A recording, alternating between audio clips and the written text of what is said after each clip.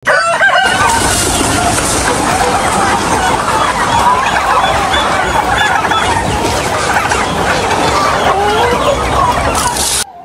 pinagpalang araw mga ka-farmers, magandang umaga sa inyong lahat. Halina't samahan niyo ako upang ikutin natin. Ipapasyal ko kayo dito sa ating munting farm. Marami tayo mga pabo na pasaway dito. Kahit maliit lang yung itlog, ayan makikita nyo, 5 pabo yung naglilimlim. Pag ganito kasi ang nangyayari, kadalasan ng itlog ay hindi napipisa or nabubugok. Kasi nagkakaroon ng putik, nagkakadumi ang kanilang mga itlog. Kaya yung mga itlog nila, para sigurado tayo na maging sisiw, ay ginagawa natin ay kinukulikta, nilalagay natin sa incubator. Kahit iba't ibang araw yon, ang importante bago natin ilagay, nililinis natin, nilalagyan natin ng pitsa para alam natin kung kailan natin pinasok sa incubator. Yun na lang yung ating paraan para siguradong maging sisiw yung kanilang mga itlog. Dito sa kulungan na ito mga ka-farmers, nandito yung ating mga mangingitlog na mga pabo. So araw-araw nagkukulikta tayo ng itlog. Doon naman sa kabila, makikita natin nandoon po yung ating mga imported, yung mga Bourbon Red. So lahat nandun, malalaking lahi yan mga ka-farmers. Kaya pinaparami natin yan kasi mas magandang paramihin yung ating mga Bourbon Red. Kasi alam nyo naman, pag Bourbon Red, may kamahalan ng presyo at siguradong malalaki. Ang ating kasing Bourbon Red, kayang lumaki yan ng 10 kilos hanggang 15 kilos. Minsan nga, sumusobra pa, 16 kilos pa yan mga ka-farmers. Kaya yan ang kagandahan pag ginawa natin na pangkatay, pang lechon. So talagang malaki yung karne ng ating hybrid.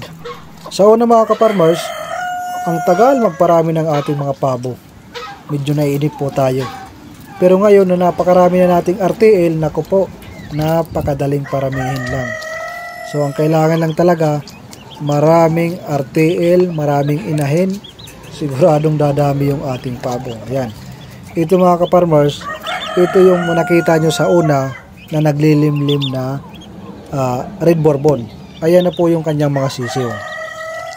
So nilagyan natin yan ng mga bahay para hindi sila mauulanan. Ayan. Itong mga sisiw na ito ay crossbreed na yan sa ating mga hybrid. Dito naman sa itaas, nakikita nyo, meron pang bulb para mainitan yung ating mga sisiw.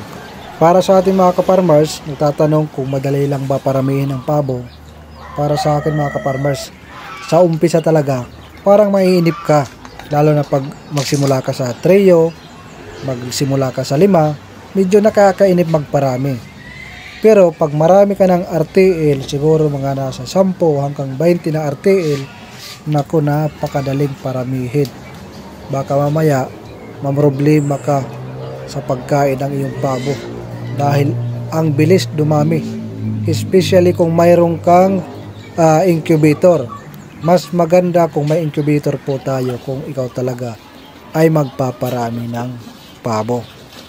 Kung sa una ay palagi tayo nagsishredder o nagtatadtad ng ating mga organic na pagkain katulad itong mga pinagbalatan ng repolyo, pichay at ng mga iba pa nating organic na ibinibigay sa ating mga alaga, ngayon mapapansin nyo mga ka-farmers, ibinubuhos na lang natin dyan sa gilid-gilid. Ang lakas nilang kumain. Simula sa pagkabigay natin, dahan-dahan na lang nilang tutukain yan hanggang sa pagdating ng hapon mga ka-farmers. Pagdating ng hapon, mga tangkay na lang yan. Kinabukasan ng umaga, wawalisin natin yan at bibigyan na naman ng bago. Yan po yung ating araw-araw na ginagawa. Minsan, pag napapansin natin na maraming yung natitira, ay nagsishredded po tayo. Tapos hinahaluan natin ng feeds, hinahaluan ng darap.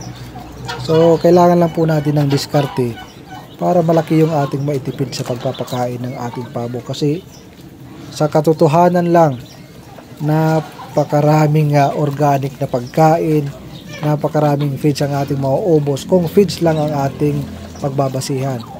Pero makikita nyo naman na kadalasan organic na pagkain yung ating binibigay. Kung baga yung ating mga crack corn, yung ating feeds, pampa-snack lang yan.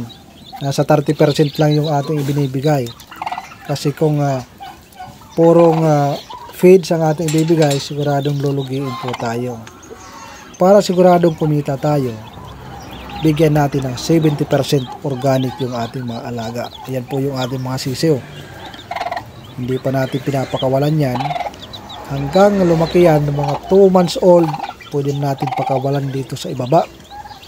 So, nandyan muna sila. Pag makipansin natin na medyo malakas na, lagay po natin doon. Lipat natin sa growing pen. Ihahalo na po natin doon sa medyo kasing edad lang din. At magsisimula na po tayong magpakain ng ating mga organic na pagkain para habang bata pa sila ay masanay silang kumain ng mga organic. Pero nilalagyan po natin ng feeds para alalay po para sa ating mga sisiw. Ito pa yung ating isang red bourbon. Ayan, mayroong mga sisiw. Pinaparami natin yung ating red bourbon kasi dahan-dahan nating ipo-pull out yung ating mga Bisaya, yung ating mga native na mga pabo para mapalitan yung ating mga hybrid para mas malalaki yung ating mga alagang pabo dito. Ito naman yung ating alagang pato. Naglilimlim yan mga ka-farmers. Nilagyan ko yan ng kulungan. Nilalagyan ko lang ng pagkain yan sa loob. Kasi minsan pag umaalis yan, pumapasok dyan yung ibang pabo. Nililimliman. Kaya nilagyan ko yan ng kulungan. At dito naman, nandito yung ating medyo malaki na incubator. Ayan. Kung mapapansin nyo, lahat ng itlog ay mayroon niyang pizza. Mayroon yan date. Lahat ng itlog na nandito ay itlog yan ng pabo. Ayan, pinaparami natin yung pabo kasi ang sarap tingnan yung ating backyard, yung ating mini farm na napakarami natin alaga. Kumbaga, naging habit na rin natin. Ang sarap kasing magkape sa umaga, nakikita natin yung ating alaga. Sa unang maliit lang ito, pero ngayon, kung titingnan natin, hindi na natin mabilang. Nakakatangkal ng stress, pero minsan, pag nawawalan tayo ng pagkain ng ating mga alaga, minsan nakaka-stress. Pero, patuloy pa rin ang pakikibaka. Nakakaya pa rin.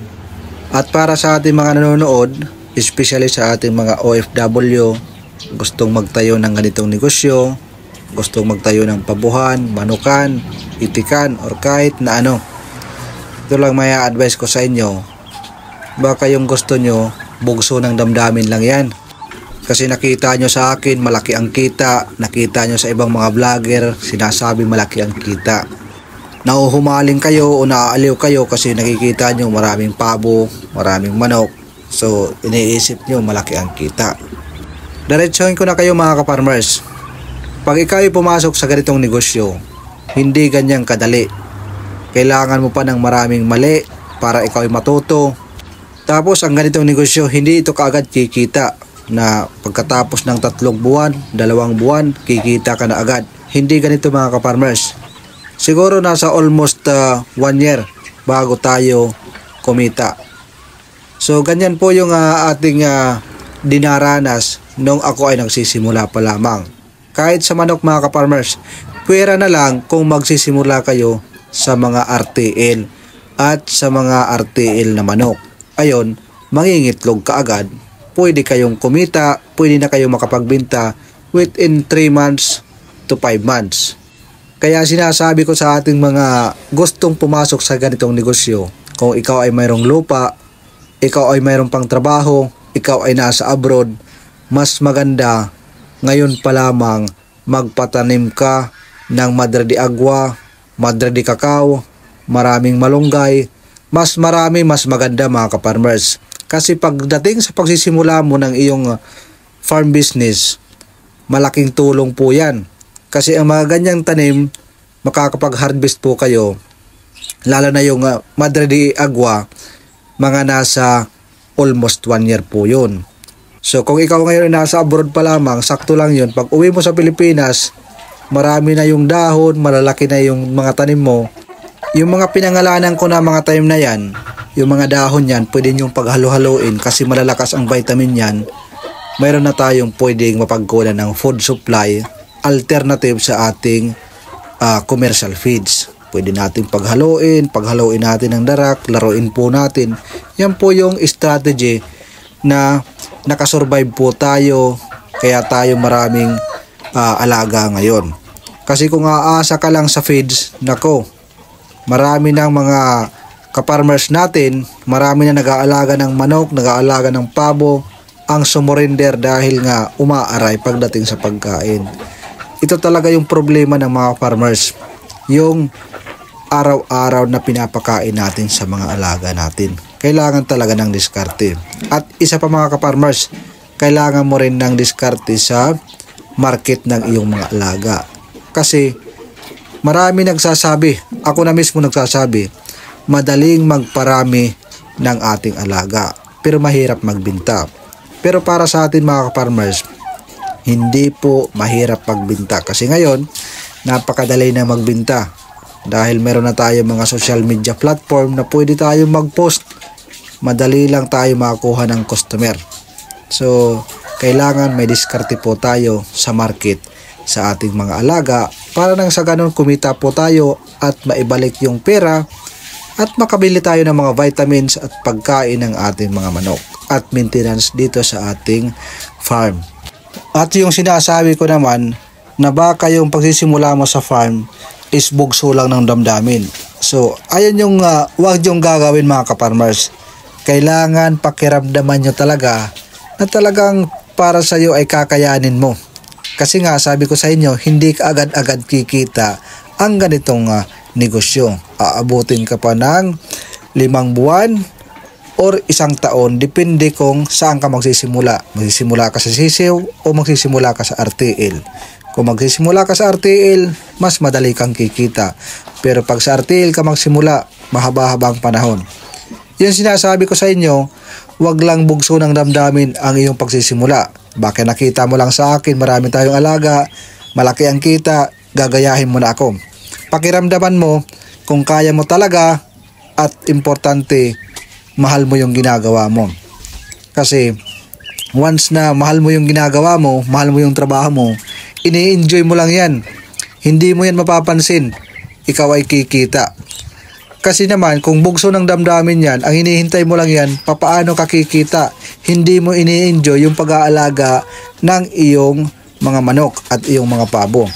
Ganyan lang mga kaparmers. I-enjoy lang po natin at hindi mo mamalayan. Napakarami na pala ng alaga mo at kumikita ka na pala. Sa una talaga medyo mahirap maghanap ng customer, mahirap magbenta, pero pag tumagal-tagal makilala ka na, hindi mo mamamalayan, mayroon na mga pumupunta, mayroon na mga kumukontak para bumili ng iyong mga paninda. Tulad ditong ating mga lechon pabo, yung ating pangkatay na pabo, hindi natin namamalayan, mayroon na lang tumatawag na hindi natin makakilala na inirecommend ng ating mga kaibigan, ng ating mga naging customer. At ito naman yung ating growing pen. Yung kanina na mga sisiw, pag napansin ko yun na malalakas na, ililipat natin yan dito sa ating growing pen. So, hintayin natin dito na umabot ng 2 months, saka natin pakawalan dito sa ating backyard. Kasi pag 2 months, kaya na nilang makipagsabayan dito sa mga malalaki.